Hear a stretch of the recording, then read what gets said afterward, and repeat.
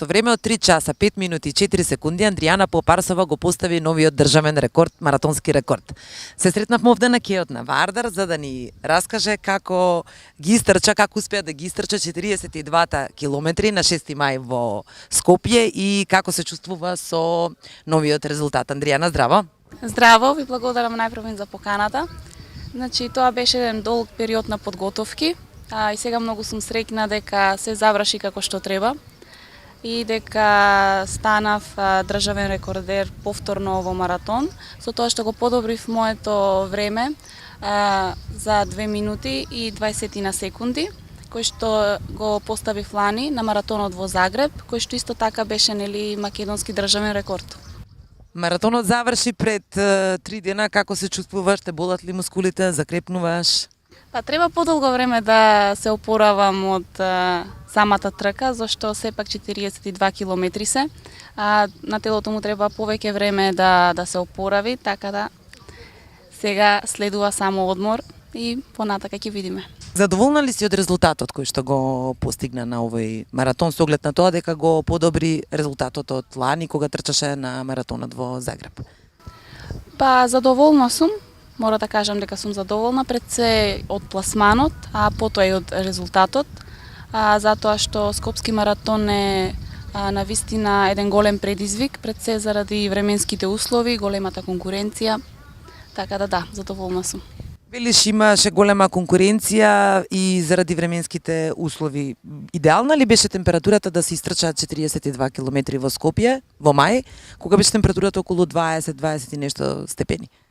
Па за нас маратонциве тоа е навистина многу висока температура за трчање, затоа што идеалната температура за трчање е околу 15 на степени. Така да сите маратонци се соочувавме со еден голем предизвик, со една голема борба каде што телото навистина мора да вложи многу големи напори за да ја издржи самата трка, така да понекогаш не ни гледаме на резултатот, туку сакаме само да завршиме. Во текот на маратонот се претпоставувам дека се соочуваше со потешкоти и проблеми. Како успеа да го надминеш тоа? И колку еден тркач за цело тоа време се соочува со проблеми во текот на трчањето дур да ги истрча тие 42 километри? Маратонската трка 42 километри се навистина голем предизвик. Секој маратонец се соочува со проблеми, затоа што телото едноставно ги троши сите своји резерви на околу, да речеме, 30 километар и тогаш навистина значи мора со позитивна мисла, пред се со голема ментална подготвеност, со екстра напори, да најдеш мотивација, да најдеш причина како би завршил и како би ги финиширал тие 42 километри. Така да јас се соочував, па можам да речам ова дека беше за мене една најтешка трка до сега, но самото тоа што сум пред домашна публика, дека сепак тоа значи значи нешто за мене. Се соочував со грчеви во текот на целата трка, што на моменти дури и ме поколебаа дали можам да ја завршам трката, но сепак најдов мотивација, најдов верба со самата помош на публиката, успеав да ги финиширам.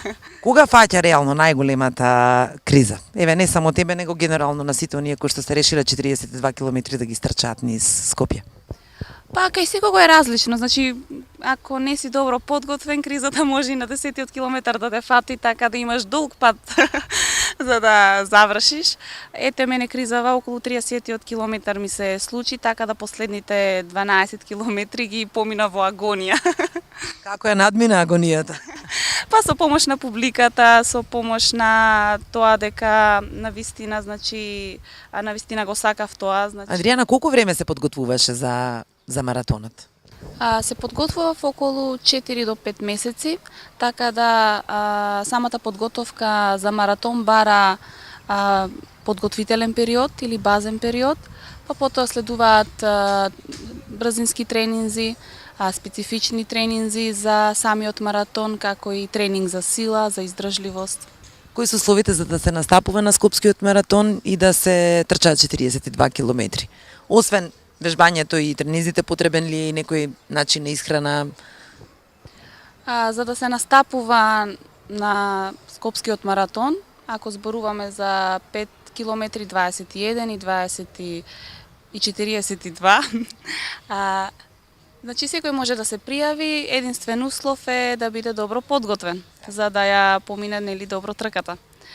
Исхраната мора да биде специфична, посебно ако се работи за маратон, така што во последната недела пред трка мора да се внимава многу со внесување на доволен број на течности и со специфична исхрана како што се внесување на поголем број аглехидрати.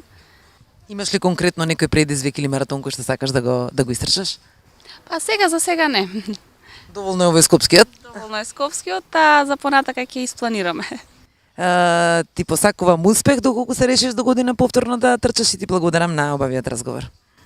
Благодарам на поканата.